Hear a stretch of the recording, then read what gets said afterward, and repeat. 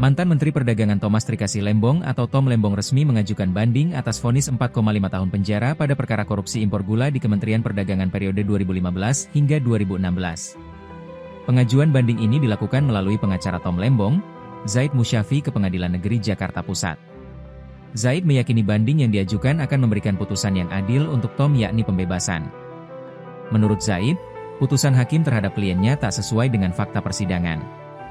Zaid lantas menyoroti sejumlah hal terkait vonis yang dijatuhkan pada Tom Lembong oleh Pengadilan Tipikor. Seperti tak ada niat jahat atau mens rea yang dilakukan Tom Lembong saat menerbitkan kebijakan impor gula saat masih menjabat sebagai Mendak di era kepemimpinan Presiden ke-7 RI Joko Widodo, Jokowi. Selain itu, Zaid menyayangkan pertimbangan hakim yang menyatakan Tom Lembong korupsi. Zaid juga menyoroti tak adanya ahli, saksi, atau fakta persidangan pembahasan mengenai kapitalisme. Lebih lanjut dikatakan Zaid bahwa dalam petitum yang diajukan, Tom enggak namanya tercatat sebagai pelaku koruptor di negara ini.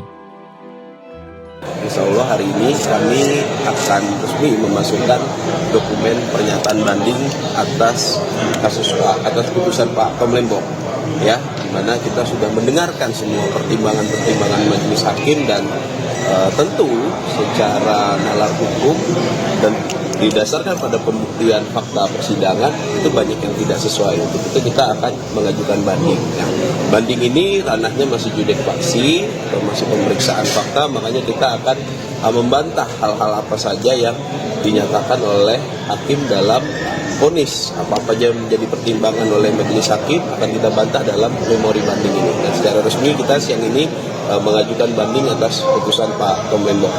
Berkas-berkas apa saja yang dibawa, Mas? Apa saja yang dipersiapkan?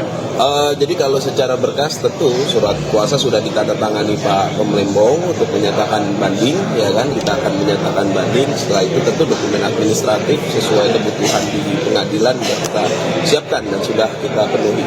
Dalam waktu dekat, tidak lama kita setelah pernyataan dan memasukkan banding ini kita akan memasukkan memori banding.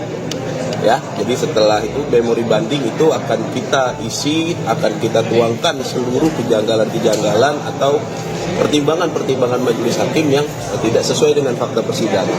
Contoh paling utama adalah seperti yang sudah disampaikan setelah putusan kemarin, tidak adanya mens rea, tidak adanya niat jahat. Tapi Pak Tom dalam putusan pertama itu dikatakan secara bersama-sama melakukan tindak pidana. Bagaimana sebuah tindak pidana terjadi secara bersama-sama kalau Pak Tomnya sendiri tidak kenal dengan dan tidak pernah berkomunikasi baik sebelum, pada saat, ataupun setelah beliau menjabat sebagai menteri kepada orang yang dimaksud melakukan bersama-sama melakukan tindak pidana korupsi tersebut. Ditambah lagi setelah persidangan dan dipertimbangkan oleh majelis hakim, hakim menyatakan bahwa kerugian itu adalah 194 miliar, bukan 500 miliar. Seperti yang di dalam dakwaan dan tuntutan jaksa. Nah, 190 miliar ini dari mana asalnya?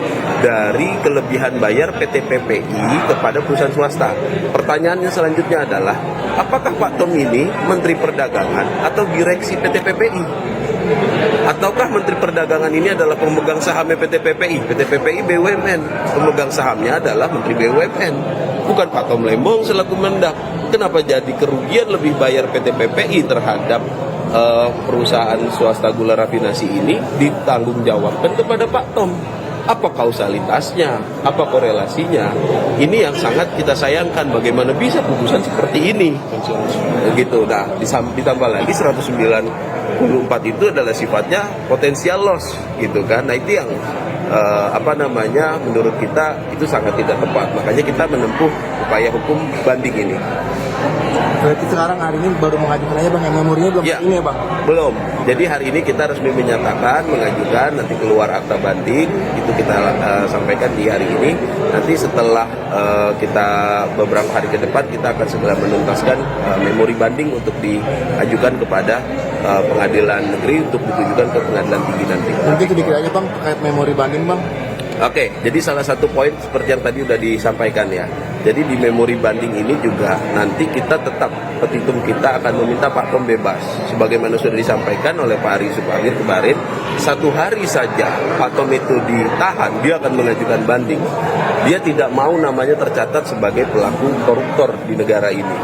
Ya, bukan pelaku korupsi di negara ini. Itu makanya dia akan mengajukan banding. Untuk itu hanya upaya hukum banding lah gitu. Dan itu nanti kita akan udah upaya-upaya lain setelah kita membaca dengan detail putusan Pak Tom Lembong itu pertimbangannya apa-apa saja gitu kan. Ditambah lagi saya terangkan bahwasanya pertimbangan hakim yang menyatakan bahwa ada pertemuan, ada korelasinya antara Pak Tom dengan perusahaan swasta itu hanya didasarkan pada keterangan saksi yang pada saat persidangan menyatakan lupa. Download Tribun X sekarang, menghadirkan lokal menjadi Indonesia.